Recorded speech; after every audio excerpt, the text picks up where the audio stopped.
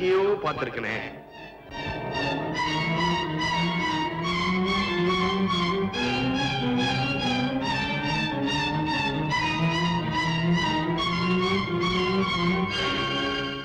சிங்காரம் பிள்ளை மகன் கல்யாணத்துக்கு முன்னால ஒரு பொண்ணோட சுத்துறான்னா அதுக்கு என்ன அர்த்தம்? வசன், இன்னைக்கு உன் கேமராவுக்கு நல்ல தீனி. உள்ள போ போ.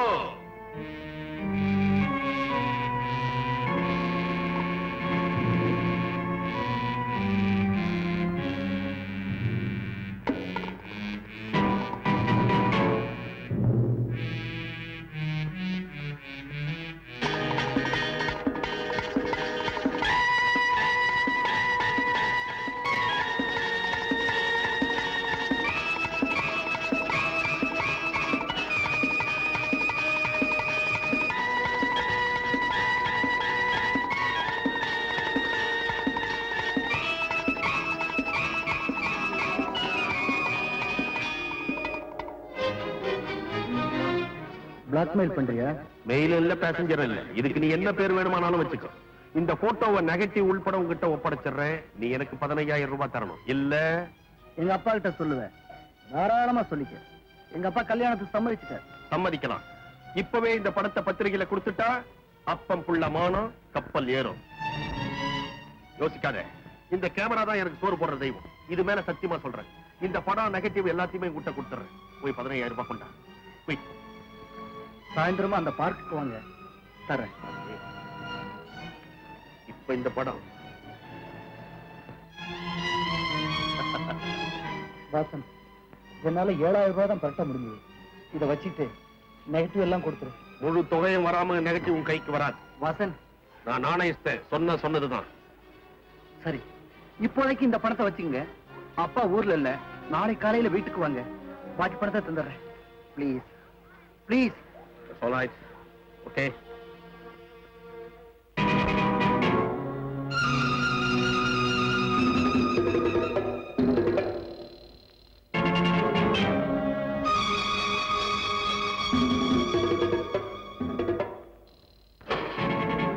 என்ன அப்பம் புள்ளைய சேர்த்து போலீஸ் அரெஸ்ட் பண்ணிட்டு போகுது? அதையே கேட்கறீங்க? பெங்களூர்ல இருந்து வந்த எங்க முதலாளியை கூட்டிட்டு வரதுக்கு ஏரோட்ரமுக்கு பாலம் போயிருந்தா. வர்ற வழியில காரை செக் பண்ணாங்க. அதுல 10 லட்சம் ரூபாய் பெருமான தங்க இருந்துச்சு. உடனே வீட்டையும் செக் பண்ணாங்க. அங்க ஏகப்பட்ட கள்ளக்கடத்தல் பொருள் இருந்துச்சு. அதனாலதான் அரெஸ்ட் பண்ணி கூட்டிட்டு போறாங்க. இந்த காலத்துல யார நம்ப முடியுது? நமக்கு 8,000 ரூபாய் போச்சு. சுகுமாரனுடைய மனைவி கல்பனா பாலனுடைய காதலியா? வாசன், பழைய நெகட்டிவ் உடனே தேடி.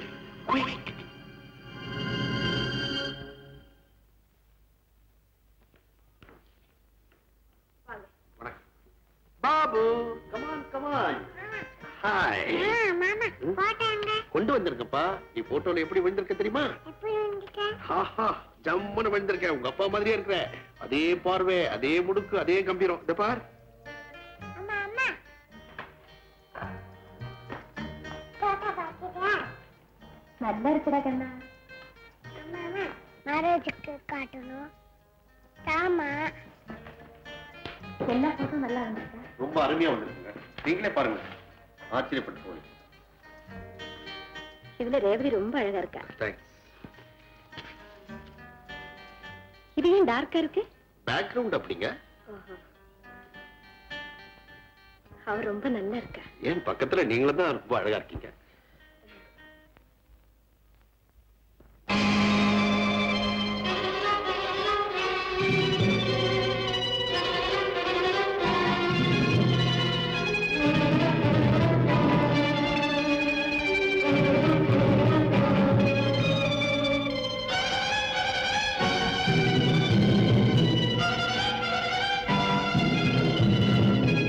பயப்படாத கல்பனா.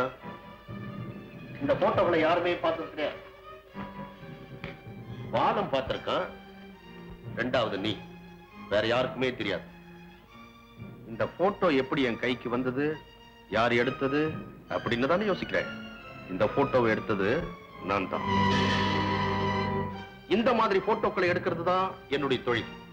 வாழ்க்கையில தவறே செய்யாம இந்த காலத்துல யாராலையும் வாழ முடியறதே இல்லை. சில பேர் தெரியாம தவறு செய்யறாங்க. நான் தெரிஞ்சுதான் செய்யறேன். ஆனா என்னால இது வரைக்கும் யாரும் கெட்டதே கிடையாது. நீ செஞ்ச புண்ணியம் இந்த போட்டோவை நான் எடுத்தேன்.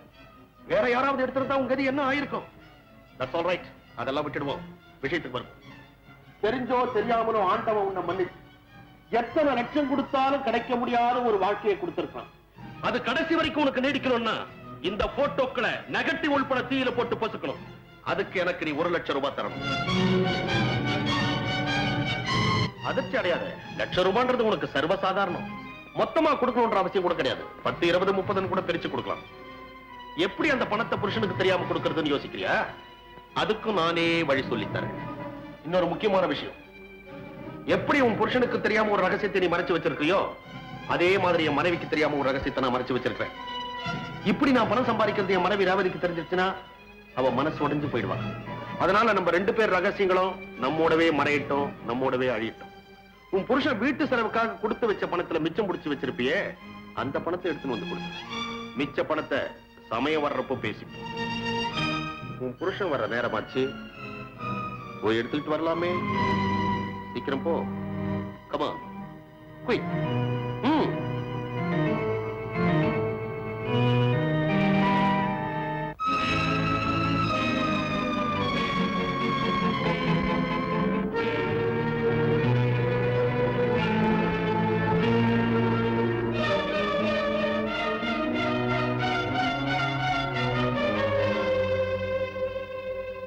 கல்பனா, எப்பவோ நீ செஞ்ச தவறுக்கு நினைவு சின்னங்களோட அவன் வந்திருக்கா. இது வெளியே தெரிஞ்சா உன் வாழ்க்கை யோசிக்காதே. பணத்தை கொடுத்துரு. நில். அவன் கேட்கிற பணத்தை இன்னைக்கு நீ கொடுத்துடலாம். ஆனா ஒரு தவறை மறைக்க இன்னொரு தவறுன்னு எத்தனை நாளைக்கு தப்பிக்க போற? உன் புருஷன் ரொம்ப நல்லது. நடந்தது சொல்லி மன்னிப்புக்க நிச்சயம் உன்னை மன்னிப்பாரு. கல்பனா, உன்னை மன்னிச்சது அப்புறம் இருக்கு. இந்த விஷயம் வெளியே தெரிஞ்சா உன் புருஷன் மன நிம்மதி இல்லாம அவசப்படுவார். அப்பாவுக்கு தெரிஞ்சா அவர் உயிரையே விட்டுடுவார். இந்த குழப்பம் இதோட போயிடுமா? இப்படிப்பட்ட பெண்ணுக்கு பிறந்த ஒரு குழந்தைன்னு சொல்லி உன் பிள்ளையோட எதிர்காலமே பாதிக்கப்படும். கல்பனா, உன் சம்பந்தப்பட்ட எல்லாரும் மன நிம்மதியோட கௌரவத்தோட வாழணும்னா இப்ப இருக்கிற பணத்தை கொடுத்து மற்ற அப்புறம் யோசிக்கணும். போ, பணத்தை கொடு.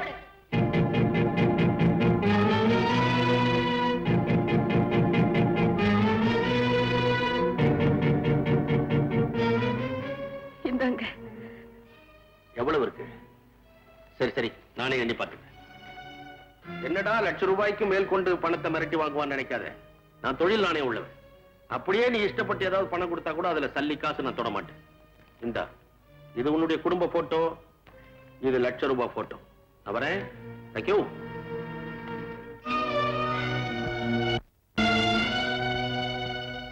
ரேவதி, கலா, ஓடிவா ஓடிவா ஓடிவா. உனக்கு என்னென்ன வாங்கிட்டு வந்திருக்க பாத்தியா? பந்து, பெலூனு, மயில், இந்த சாக்லேட் அதெல்லாம். என்னங்க இன்னைக்கு ஒரே தடபடலா வந்திருக்கீங்க? ரேவதி, இப்ப நீ ஆச்சரியப்பட போற. என்னங்க எதுங்க இவ்வளவு பணம்? அது ரேவதி, 4 வருஷத்துக்கு முன்னால நான் ரோட்ல நடந்து வந்துகிட்டே இருந்தேன். அப்ப திடீர்னு ஒரு குழந்தை மாடியில இருந்து கீழே தவறி விழுந்துருச்சு. அதை தத்ரூபமா நான் படம் எடுத்தேன். குழந்தை என்னமோ தப்பிச்சு வைக்கோல் வண்டியில விழுந்ததுன்னு வச்சுக்கோ. அந்த படத்தை நான் அமெரிக்காக்கு அனுப்பி வச்சிருந்தேன். அதுதான் பெஸ்ட் போட்டோன்னு செலக்ட் பண்ணி எனக்கு பரிசா 30,000 ரூபாய் அனுப்பி வச்சிருக்காங்க. அப்படியா? ரொம்ப சந்தோஷம். ஆமா, ஏங்க அந்த போட்டோ என்கிட்ட காட்டவே இல்ல? அது அமெரிக்க பத்திரிகையில அந்த படம் வந்த உடனே நீ பார்த்து பாராட்டுவேன்னு தான் இது வரைக்கும் சஸ்பென்ஸா வச்சிருக்கிறேன். ரேவதி, இந்த பணத்தை நம்ம என்ன பண்ணுவோம்? ஒரு சின்ன வீடா வாங்கலாமா? இன்னும் கொஞ்சம் பணம் சேரட்டும். சின்ன வீடு என்ன, பெரிய வீடாவே வாங்குவோம். ரேவதி, உன்னையும் நம்ம குழந்தையும் நல்லா வாழ வைக்கிறது தான் என்னுடைய லட்சியம். கலா, உனக்கு ஒரு மாப்பிள்ளை பார்க்கட்டுமா? நானே பார்த்துட்டேன். யாரு? நம்ம பாபு.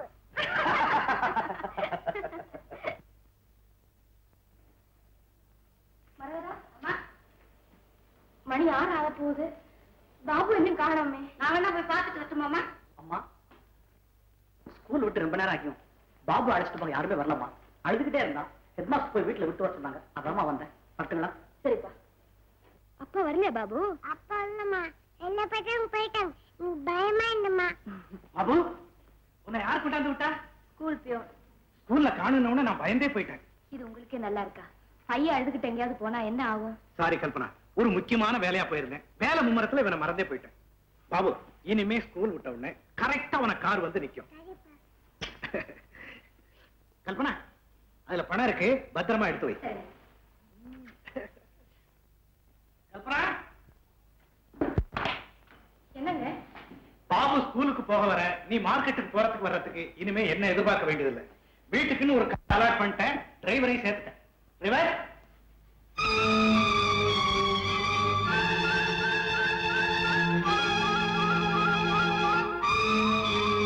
கல்பனா, இவர்தான் புதுசா சேர்ந்திருக்க டிரைவர் பாலன். பாலன், காலையில 8 மணிக்கு வரணும், 5 மணிக்கெல்லாம் போயிடலாம். முக்கியமா பாபுவை கரெக்ட் டயத்துக்கு ஸ்கூலுக்கு கூட்டு போய் கூட்டு வந்துடலாம். Yes sir. கல்பனா, ஒரு மனுஷனோட வாழ்க்கையில எந்த திருப்பமும் ஏற்படலாங்கிறதுக்கு இவன் ஒரு உதாரணம். பெரிய லட்சாதிபதிக்கு ஒரே மகனா பிறந்த இவன் ஒரே நாள்ல நடுத்தருக்கு வந்துட்டான். இவன் ஒரு குற்றவாளி, ஒரு கிரிமினல். ஏன் ஸ்மக்லிங்காக இவனே ஜெயிலுக்கு போயிட்டு வந்திருக்கான். ஆனா இவனை எனக்கு பிடிச்ச காரணம் இந்த எல்லா உண்மைகளையும் சொல்லி என்கிட்ட வேலை கேட்டவன். இப்ப இருக்குங்க நமக்கு டிரைவர். பாபு ஸ்கூலுக்கு போறதை தவிர முக்கியமான வேலை வேற ஒண்ணும் இல்லை. வேணும்னா பாபுவை ஸ்கூல் பஸ்ஸே வந்து கூட்டிட்டு போக சொல்லலாமே. பாபுக்காக மட்டும் நான் இப்ப டிரைவர் சேர்க்கல. எல்லா வேலைகளுக்கும் நானே வண்டியை எடுக்க வேண்டியது. அவன் இருந்தா எனக்கு உதவியா இருக்கும். பாலன், நாளை காலையில நீ வேலைக்கு வரலாம். சரி சார்.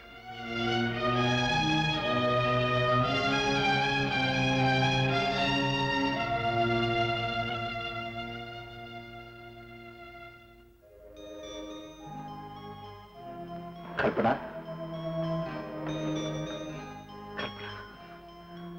நான் சொல்றத கொஞ்சம் கேளு. நீ நினைக்கிற மாதிரி நான் உன்னை ஏமாத்துற.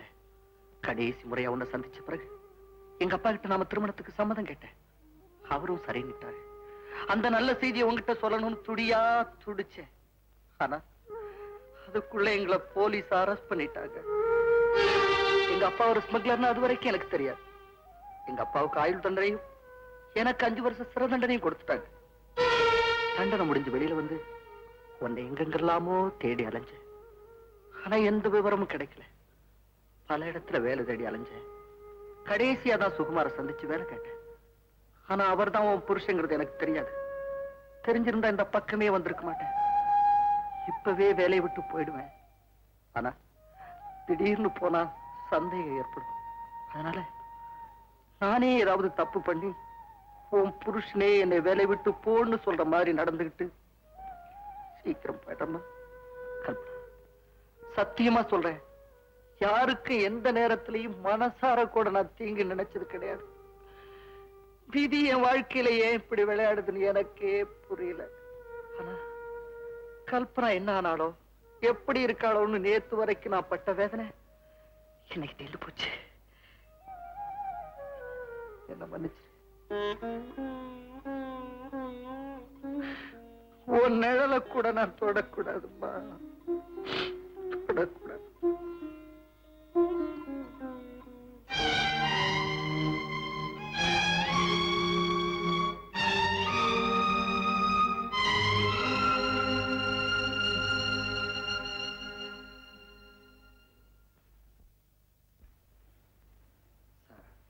என்ன பாலன், நான் வேலையை விட்டு நின்னுக்கிறேன் சார்.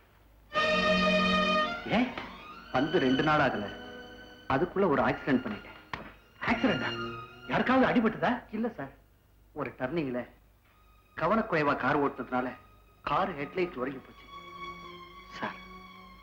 அடிக்கடி எங்க அப்பா ஞாபகமும் நான் நல்லா வாழ்ந்த பழைய நாட்களும் என் நினைவுகளை பாதிக்கிறேன்.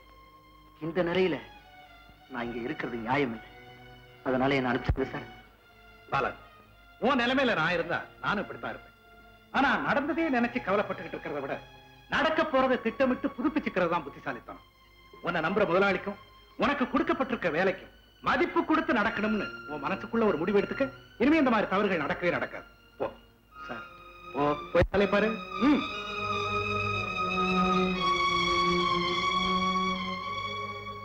கல்பனா, என்ன பண்ணிக்கிட்டு இருக்க? தூசியை துடைக்கிறேன், போக மாட்டேங்குது. வேலைக்காரியை கூப்பிட்டு துடைக்கட்டும்.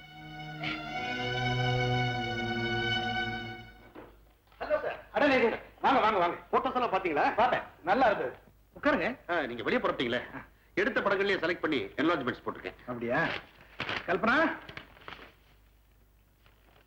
என்னங்க இந்த உங்ககிட்ட ஒண்ணு சொல்ல மறந்துட்டேன். நான் படிச்ச காலேஜ்ல இருந்து ப்ரொஃபசர் வருவாரு. பில்டிங் ஃபண்டுக்காக டொனேஷன் கேட்டிருந்தாரு. ஒரு 25,000 ரூபாய் கொடுத்து நான் அவசர வேலையா வெளியே போயிட்டேன்னு சொல்லிடு. அப்போ சார் புறப்படலாம். நீங்க போறப்போ வழியில என்ன கொஞ்சம் இறக்கி விட்டுறீங்களா? வாங்க. அம்மா நான் வரட்டுங்களாப்பா? நான் வரேன்.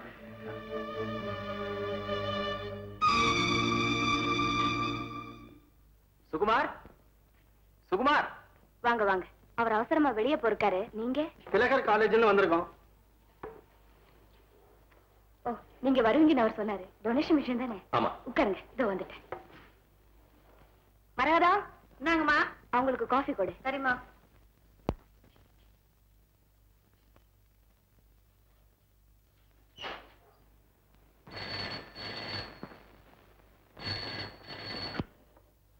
ஹலோ, நான் கல்பனா பேசுறேன். யாரு? நான் தான் வாசன் பேசுறேன். நான் சொல்றதை கவனமா கேள். அந்த ப்ரொஃபசர் டொனேஷன் வாங்குறதுக்கு நேரம் வந்திருப்பாருன்னு நினைக்கிறேன். 25,000 ரூபாய் கொடுக்காத, வெறும் 5,000 ரூபாய் கொடு. உன் புருஷனுக்கு தெரியாது. அப்படியே தெரிஞ்சுட்டாலும் நீங்க ஊதாரிதனமா செலவு பண்ணது எனக்கு பிடிக்கலன்னு சொல்லு, ரொம்ப சந்தோஷப்படுவான். பேலன்ஸ் 20,000 ரூபாய் அப்படியே எடுத்து வை, நான் நேரா வந்து வாங்கிக்கிறேன். ஓகே? சரி.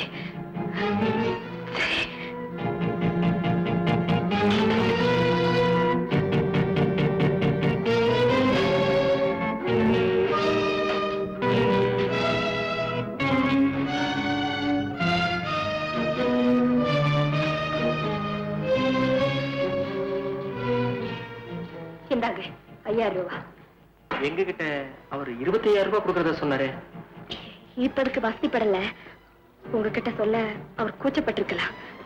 இப்ப இதை வச்சுக்கோங்க, இன்னொரு சமயம் பார்த்துக்கலாம். இந்தாங்க. சரி, நாங்க வரோம்.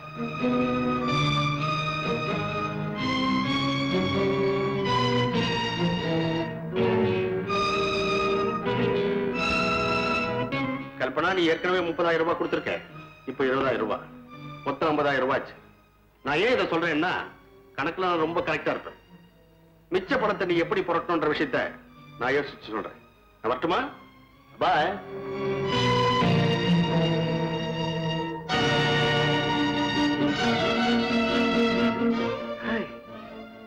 பாலன், நீ எப்படி இங்க வந்த?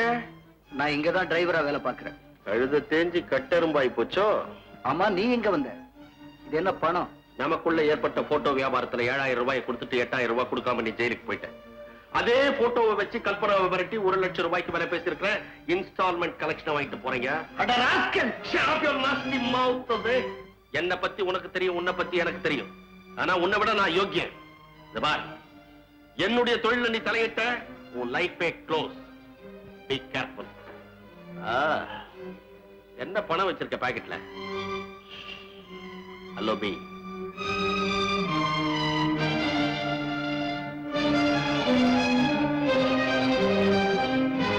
₹70. நீ எனக்கு தர வேண்டியது 8,000. 70 ரூபாய் போக 7,930 ரூபாய் நீ தரணும்.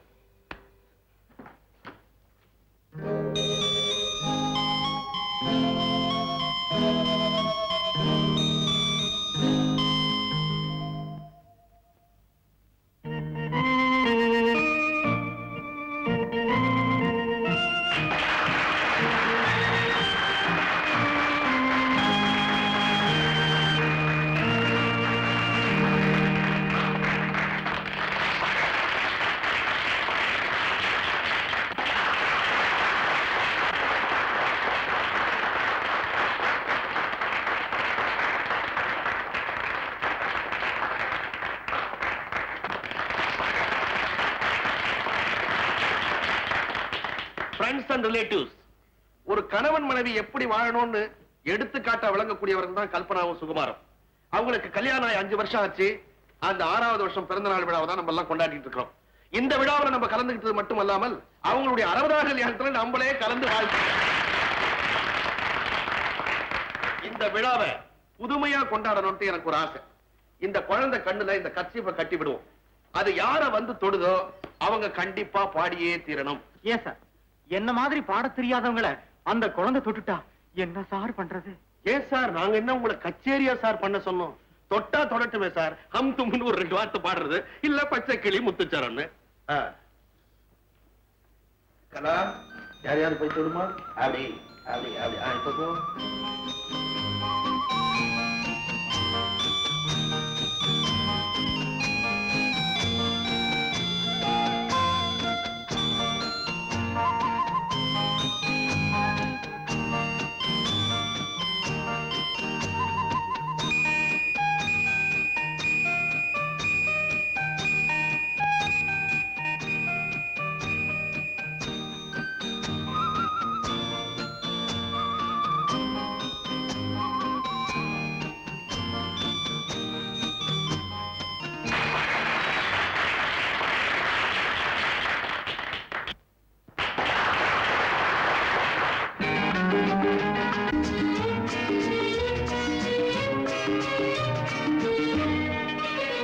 சம்சாரம் என்பது வீணை, சந்தோஷம் என்பது ராகம், சலனங்களதில் இல்லை, மனம் குணம் ஒன்றான முல்லை. சம்சாரம் என்பது வீணை, சந்தோஷம் என்பது ராகம், சலனங்களதில் இல்லை, மனம் குணம் ஒன்றான முல்லை.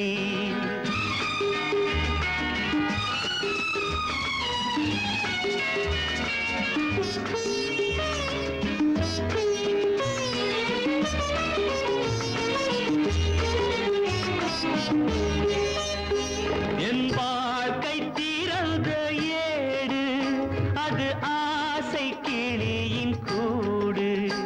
என் வாழ்க்கை திறந்த ஏடு, அது ஆசை கிளியின் கூடு. பல காதல் கவிதை பாடி பரிமாறும் உண்மைகள் கோடி.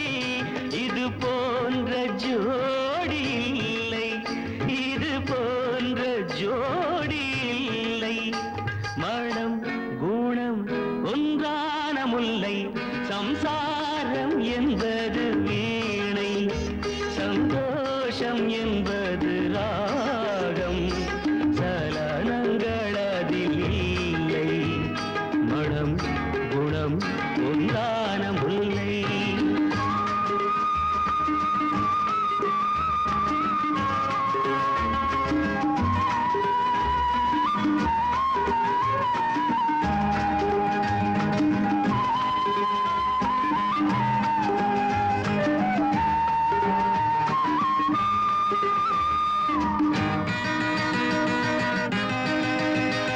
என் மாடம் முழுதும் விளக்கு, ஒரு நாளும் இல்லை இருட்டு.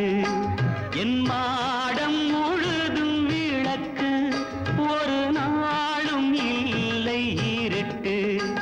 என் உள்ளம் போட்ட கணக்கு, ஒரு போதும் இல்லை வழக்கு. இது போன்ற ஜோடி இல்லை, இது போன்ற ஜோடி இல்லை, மனம் குணம் ஒன்றான முல்லை. சம்சாரம் என்பது வீணை, சந்தோஷம் என்பது ராகம், சலனங்களதில் இல்லை, மனம் குணம் ஒன்றான முல்லை.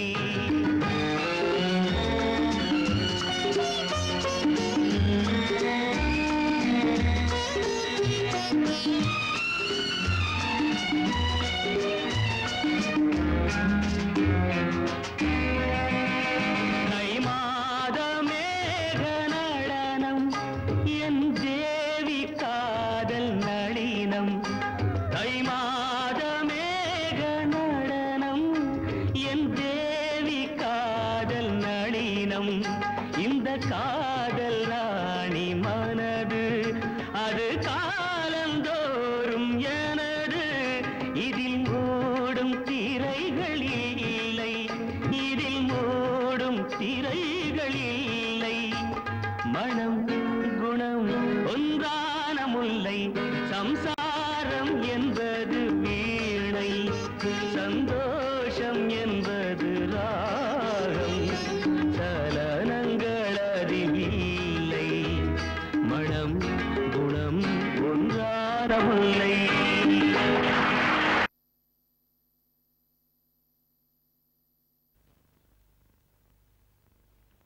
கற்பனா,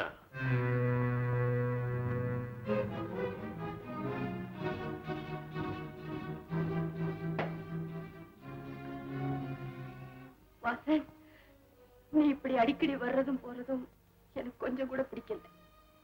உனக்கு இப்பதானே 20,000 ரூபாய் கொடுத்தேன். நான் இல்லேன்னு சொல்லலையே. உனக்கு மொத்தமா கொடுக்கறது கஷ்டமா இருக்குது. சில்லறையா வாங்கினா எனக்கு செலவாய் போகுது. அதனால உன் பேரை சொல்லி ஒரு புது வீடு வாங்கலாம்னு ஏற்பாடு பண்ணிருக்கேன். அதுக்கு பணம் தேவைப்படுது. அத நம்ம 2 பேரும் ஈஸியா புரட்டுறதுக்கு ஒரு நல்ல வழியோட நான் வந்திருக்கேன். என்ன? நீ பெரிய லட்சாதிபதியினுடைய மனைவி. நீ ப்ரோனோட்ல கையெழுத்து போட்டா யார் வேணும்னாலும் வட்டிக்கு பணம் தரேன்றாங்க. நீ கையெழுத்து போடு, பணத்தை நான் வாங்கிக்கிறேன். பாவி, சிலந்தி வேலை மாதிரி என்ன சுத்தி சுத்தி வேலைய பின்னாதே. ப்ரோனோட்ல நான் கையெழுத்து போட்டா அவர் பேர் என்ன ஆகும்? உனக்கு தேவை பணம் தானே? இரு வரேன்.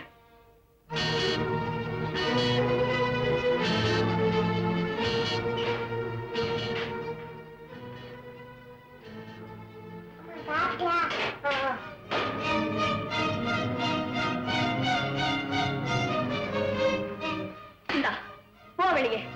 இன்னும் உனக்கு 25,000 தான் பாக்கி கொடுக்கணும். அதை எப்படியாவது ஒரு வாரத்துல நானே கொண்டு வந்து மூஞ்சில வெட்டிருக்கிறேன். இனிமே இந்த வீட்டு படியேறி வராது. போ. எனக்கு மட்டும் அடிக்கடி இந்த வீட்டுக்கு வரணும்னு ஆசையா? நானும் பிஸி போட்டோகிராஃபர் தான். ஒரு வாரம் உனக்கு டைம் தரேன். அதுக்குள்ள நீ எடுத்துட்டு வந்து கொடுத்துரு. இல்லன்னா போன் வரும். அப்படி இல்லன்னா நானே வருவேன். பாய்.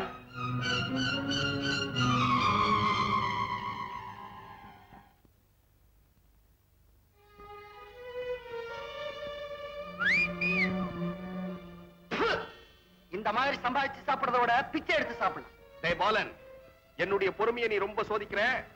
ஜாக்கிரதை. வாசன், இந்த மிரட்டெல்லாம் என்கிட்ட வச்சுக்காத. இந்த பணம் வாங்குற வேலையை இன்னையோட விட்டு மறுபடி கல்பனாவை மிரட்டி பணம் வாங்க நினைச்ச நான் கொலைகாரனா மாறிடுவேன். அட மானம் கெட்டவனே, உன்னை மன்னிச்சு நான் விட்டதுக்கு என்னையே மிரட்டி பாக்குறியா? இந்த வீட்டுல நீ ஏன் டிரைவர் வேஷம் போட்டிருக்கிறேன்னு எனக்கு நல்லா தெரியும்டா. கல்பனா கிட்ட வச்சிருந்த உறவை புதுப்பிக்க.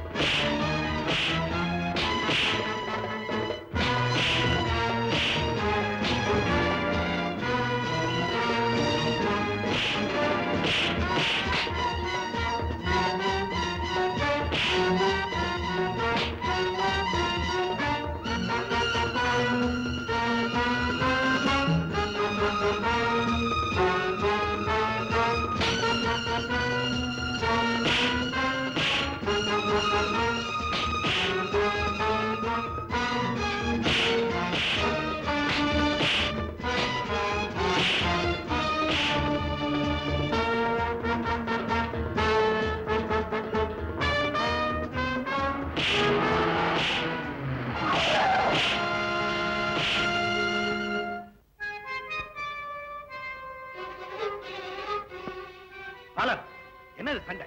சுகுமார், இருந்தாலும் இந்த பாலனுக்கு இவ்வளவு திமிர் கூடாது. இவன் எவ்வளவு பெரிய தப்பு பண்ணிருக்கான் தெரியுமா? இவனை சாதாரண ஆளுன்னு நினைக்காதீங்க. பெரிய ஸ்மக்லர்.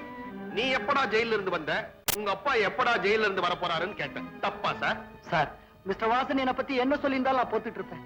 ஆனா எங்க அப்பா பத்தி இன்சல்ட் பண்ணதான் என்னால பொறுக்க முடியல. பாலன், அப்படியே அவர் கேட்டிருந்தாலும் நீ கை நீட்டி இருக்க கூடாது. வாசன், எங்க வீட்டுல இப்படி ஒரு சம்பவம் நடந்ததுக்காக நான் ரொம்ப வருத்தப்படுறேன். வாங்க, ரெஸ்ட் எடுத்துட்டு போலாம்.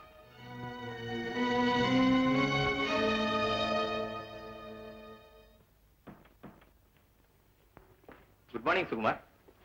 வாங்க சார், உட்காருங்க.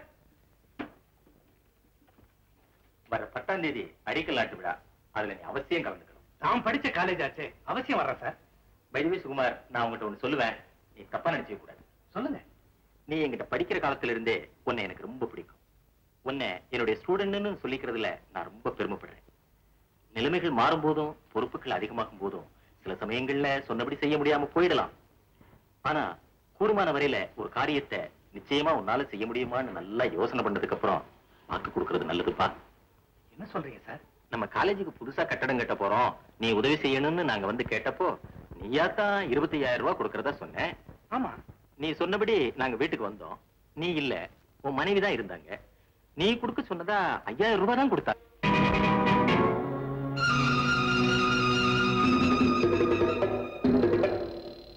அதனால என்ன, இப்ப நான் 20,000 ரூபாய்க்கு செக்கு தர்றேன்.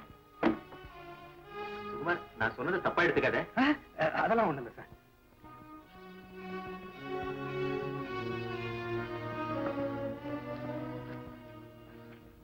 ரொம்ப தேங்க்ஸ் சுகுமார். நாங்க வரட்டுமா?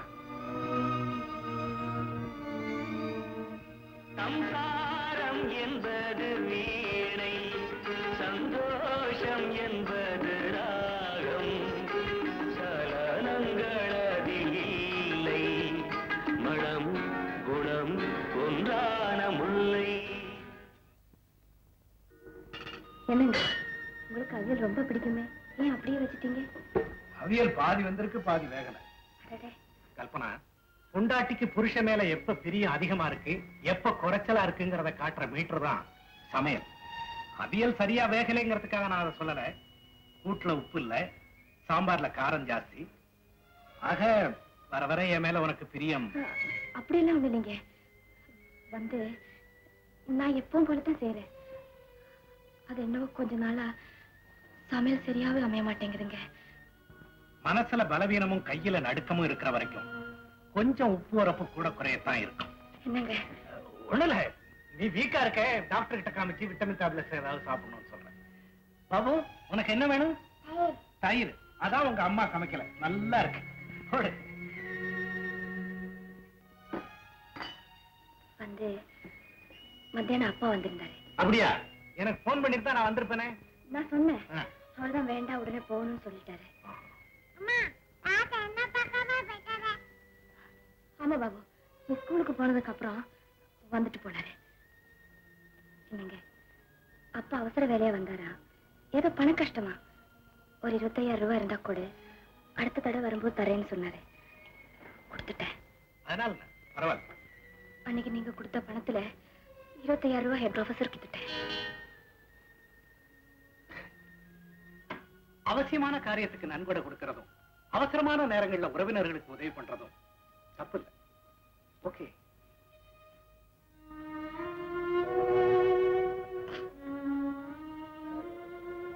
அம்மா நீ சாப்பிடுறியா? எனக்கு பசி இல்லடா. நீ சாப்பாடு பிடிக்கலையா? இல்ல பாபு, எனக்கு என்னையே பிடிக்கலடா. எனக்கு என்னையே பிடிக்கலடா. ஐயா வாங்க வாங்க. ஐயா மாப்பிள்ளையா வந்திருக்காங்க. மாப்பிள்ளை, வாங்க வாங்க வாங்க. கற்பனா வரலையா? வரல, ஒரு பிசினஸ் விஷயமா அந்த ஊருக்கு வந்தேன். அப்படியே உட்காருங்க. வியாபாரம் எல்லாம் எப்படி இருக்கு? நல்லபடியா இருக்கு. ஒரு முக்கியமான விஷயம் உங்ககிட்ட பேசணும். தப்பா எடுத்துக்க மாட்டீங்களே? சொல்லுங்க. ஊர்ல ஒரு வதந்தி. ஊருன்னா 4 வதந்தி இருக்கத்தான் செய்யும். இருக்கலாம், அது நம்ம பத்தி இருந்தா கவனிக்கணும் இல்லையா? நிச்சயமா. உங்களுக்கு ஏதோ தொழில்ல நெருக்கடின்னு கேள்விப்பட்டேன். அப்படி ஏதாவது இருந்தா தாராளமா நீங்க என்கிட்ட சொல்லலாம். என்னால முடிஞ்ச பண உதவியை செய்யறேன். யார் மாப்பிள்ள உங்ககிட்ட அப்படி சொன்னது? ஃபாரின் எக்ஸ்போர்ட் பிசினஸ்ல 3 லட்சம் ரூபாய் லாபம், காஃபி எஸ்டேட்ல 3 லட்சம் ரூபாய் லாபம், ஸ்பேர் பார்ட் பிசினஸ்ல 2 லட்சம் ரூபாய் லாபம். வியாபாரத்துல எனக்கு பண கஷ்டமே இல்ல மாப்பிள்ள. சாரி மாமா, யாரோ சொன்ன வதந்தியை வச்சுக்கிட்டு நான் உங்களை அப்படி கேட்டேன். அதனால என்ன மாப்பிள்ள, கேள்விப்பட்டதை கேட்டீங்க, அவ்வளவுதானே. வாங்க போய் சாப்பிடலாம்.